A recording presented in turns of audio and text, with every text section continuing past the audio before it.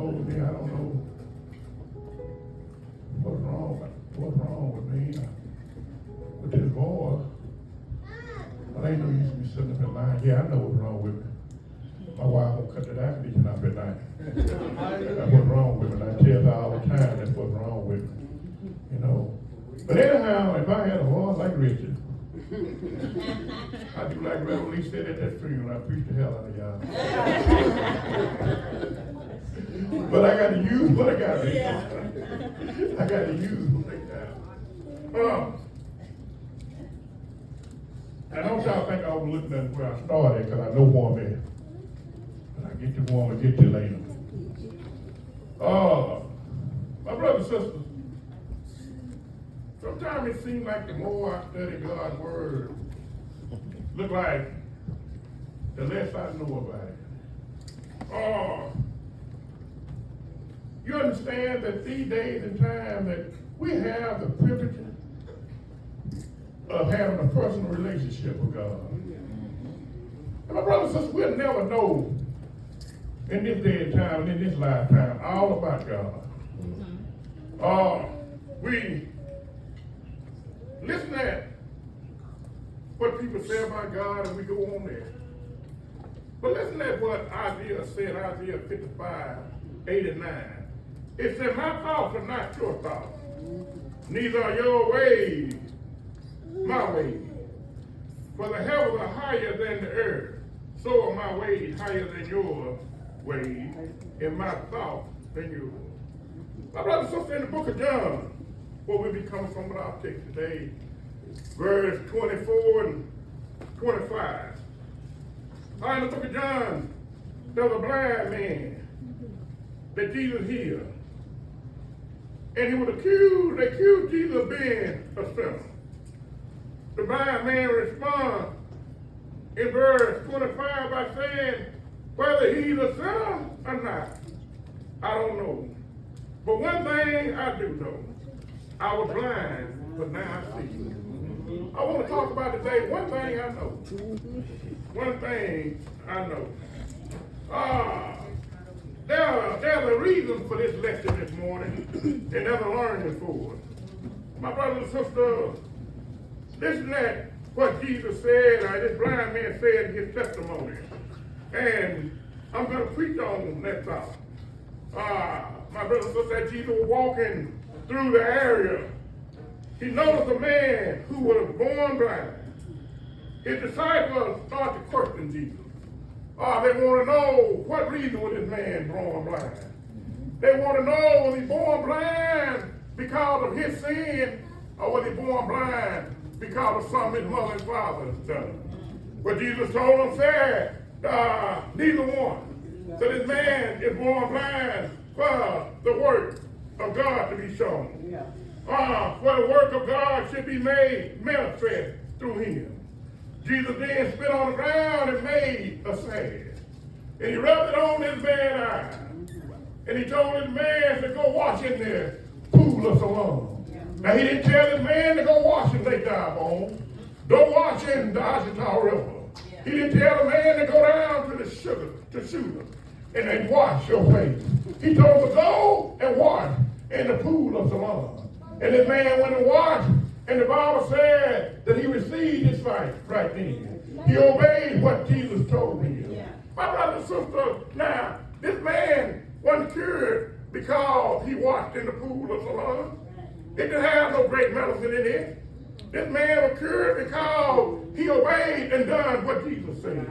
And you know, that's why a lot of us miss our blessing. We don't obey the word of the Lord. If Jesus tell you to go to Farmville, ain't no use you rushing to Sterling. If he tell you to go to China, ain't no sense in you rushing to Jonesboro. If he tell you to obey his word, whatever he tell you to do, he gonna do it. And most of us, we are hard-headed. We do what we want to do, and we go where we want to go. But Jesus told his man, said, go wash in the pool of Siloam. And you know, when things happen, especially when a great miracle happens, it don't take long for the word to get out. Well, the word got out that this man was healed. And here come people running to see this man. Some of them didn't even recognize him. You know what? I said there wasn't no medicine in the pool of Siloam, but I wonder what was different about this man that they didn't recognize him after he got his sight. But after he got his sight, they didn't recognize him. And a lot of the Pharisees got angry. They started calling and talking about Jesus, calling them different names. They called him everything except the Son of God. And they said that he wasn't the Son of God. They said that he wasn't of God. That this man is of the devil. That this man did this work on the Sabbath. They said we don't do this kind of thing on the Sabbath. But this man cured Jesus, healed this boy. He gave him his sight. And the story goes that when the Pharisees came right in, they asked this young man, so what was wrong with you? What happened to you? The young man said, well, some man named Jesus stopped by. It said he made a sign and he put on my eyes. He said, I received my sight. And the Pharisees asked him, said, you sure were blind? He said, this man here got to be a sinner. And the young blind man told him, I don't know who he was. I don't know what he is. But one thing I know, I was blind, but now I see. And my brother and sister, you know, I can kind of agree with this young man. Back in my life, I was blind one time. But thank God now I can see. God gave me my spiritual sight. Where I can move on through my life. My brother and sister, there'll be a time in your life when people are going to run up and ask you all kinds of questions. And sometimes they're going to ask you things that you don't know. They asked this blind man, said, what did Jesus do for you? And they went to his parents, asked his parents, said, y'all sure he was blind? His parents said, yes, he was blind. But you know, my brothers and sisters, to get in the whole story, you have to go deeper. See, what it was, when they told him that yes, he was blind, they went on and told him, said, why don't you ask him? He old enough to speak for himself. But what it was, they were afraid of the Pharisees. Kind of Pharisees that said that anybody on Jesus, they had told them that they would be kicked out of the synagogue. And these men, these people were scared. They acknowledged that Jesus did this work. And you know, that's what I said a while ago when I stood up. I tell the world, wherever I go, what the Lord has done for me. And these people here were hiding. They want people to know that who done healed their son. Some been blind all their life, but they hid who healed their son. They put it off on him. What they did, they stole a rock, so to speak, and they hid their hand. They told them, say, well, I said, he old enough to speak for himself.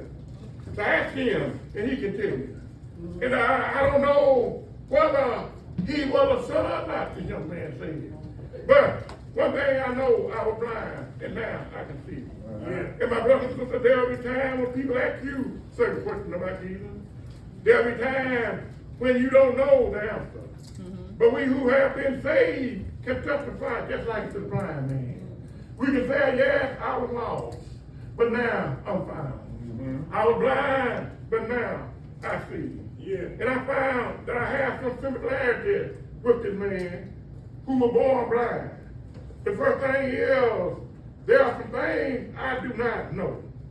There are some things when someone asks me questions, I just don't know some of the answers. Many times I had to go study and look up the answers. And many times I found out that they don't really know what they're talking about themselves. Because there's not an answer to be found. People ask you any kind of old thing. But you have to search it out for yourself. There are many areas in the Bible which I do not possess all the answers. I don't have all the answers to concern Christology. I've been taught about Jesus all my life. I've been brought to church all my life. I've been brought to Sunday school all my life. I've been told about the Word of God from the pulpit. I done heard people sing many a song. I heard many people pray many a prayer all my life. But still, there's some things that I just don't know about Christology. And I must also confess to you that there's some things that I don't have an answer to concerning eschatology. It's scholarly is a study of the last days of the end of time. There are some things that I just don't know about this. There are many things in the realm of God I don't know. I don't have all the answers to. But I have to lean and depend on God. Yeah. But the greatest theologist in the world runs into problems that he just don't know. My brothers and sisters, I don't have all the answers concerning soteriology. Soteriology is the doctrine of salvation. There are many different views on this subject here. So I don't have all the answers. There, the three men viewed on the subject of in the Bible, they just don't know exactly all the answers. But that's why sometimes we have to go to Jesus. And we have to ask Jesus the answer. Sometimes we have to leave it to Jesus. And we will put it in your hand. But you know, I read a story one time that says that whatever we ask God, that before we die, He's going to reveal it to us. And He's going to tell us the answer. And you know, not only do I don't know some of the answer to the question of soteriology, but I know one thing. I realize that the message said that I know one thing. But I think I'll tell you this morning that I know a plurality of things. I know some things when it comes to the Word of God. I know that Jesus cares for me. The reason why I know He cares for me, Candy, is because ever since I was a little boy, I was raised up when I first started off with the song. Jesus loved me. This I know. For the Bible tells me so. Well, I know He loves me. But John 3:16 tells me, for God so loved the world, that He gave His only begotten Son, that whosoever believe in Him should have everlasting life, and shall not perish. I also know that Matthew 11:28 says, come on unto me that labor, and are heavy laden, and I give you rest. And if you want to know for yourself just how much the Lord loves you, why don't you look to the cross where He died? He died for you and me. Yes, He died for our sins.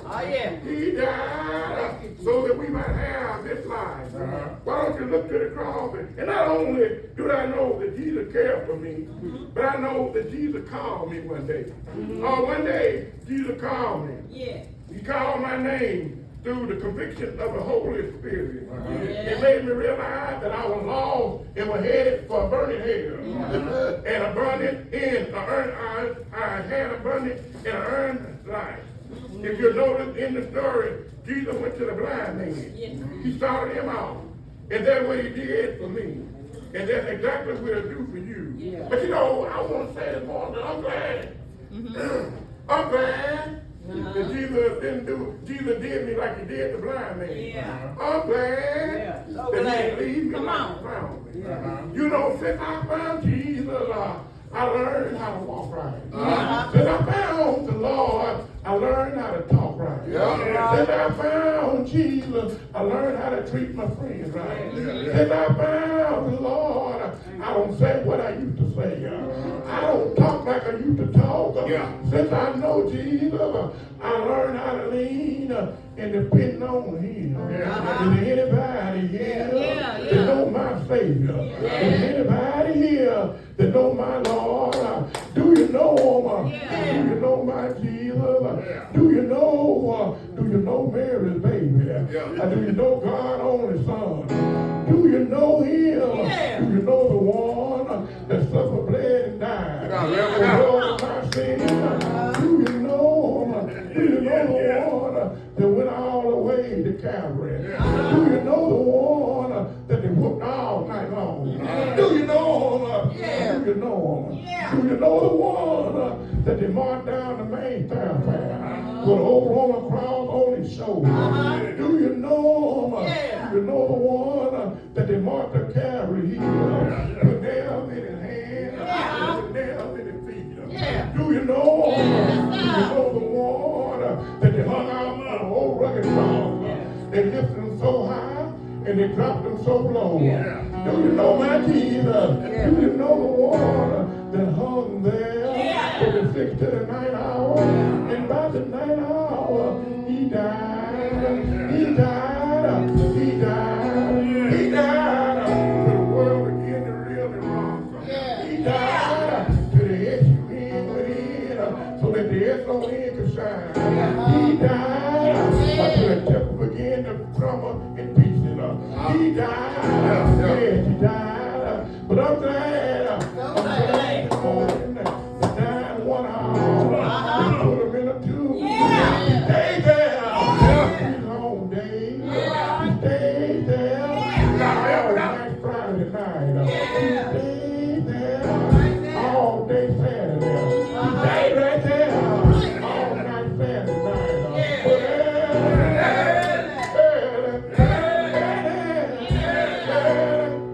Sunday morning, he got up with all power and heaven and earth in his hand.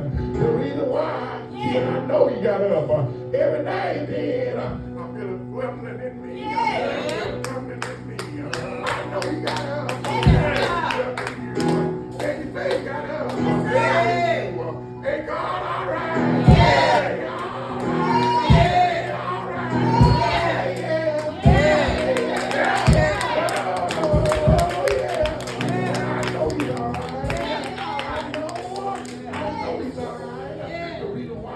All right.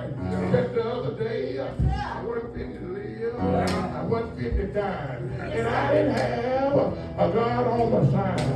I came to Jesus as I was. I was wounded, laid and wound, but I found in Him. Oh, I found in Him a sweet resting place.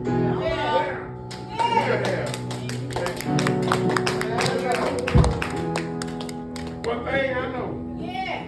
One thing I know.